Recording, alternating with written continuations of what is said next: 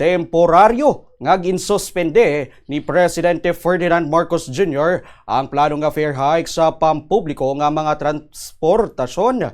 Suna sa Presidente, hindi pa insakto nga tion ang pagpatuman sang fare hike bangod sa epekto sang padayon nga tensyon sa Middle East. Bangod sini ginmanduan niya ang Department of Transportation o kon DOTR nga ipaiway ang implementasyon sini agud hindi man matamaan ang mga commuters, ilabi na ang mga mamumugon kag estudyante. Madumduman nga nakatalana kun tani nga magpataas ang pamasahe buwas nga adlaw sang Huwebes ang pila ka mga public utility vehicles o PUV para sa diin o kun sa diin may ara sang 1 peso nga pagtaas sa pamasahe sa traditional jeepney kag 2 pesos naman sa modernized jeepney sandigban sa mando sang Land Transportation Franchising and Regulatory Board o kun LTFRB.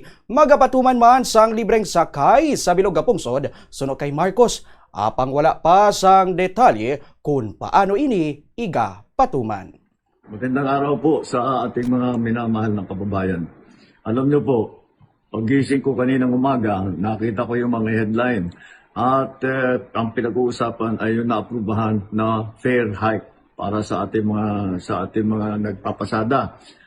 Sa aking palagay, dahil nga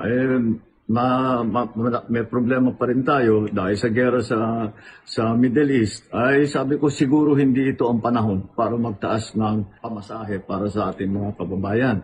Kaya tinutos ko sa DOTR na suspendihin muna ang fare hike at i-defer muna natin yan, i-postpone muna natin yan dahil nasa gitna ngayon tayo nitong sitwasyon na ito na kailangan patuloy ang ating pag-alalay sa ating mga commuter, sa lahat ng mga ating manggagawa, mga estudyante, lahat ng gumagamit ng ating transport system.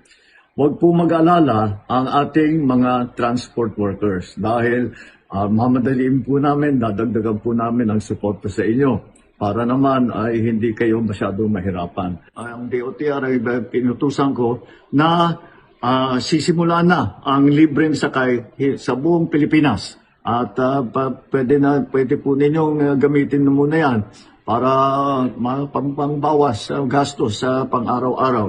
At sa MRT at LRT ay magdidiskwento po tayo doon sa pamasahe. Bukod pa doon, sa mga toll road ay meron din tayong inutos na diskwento para mas maliit na ngayon ang bayad ng taong bayan sa paggamit ng mga toll road.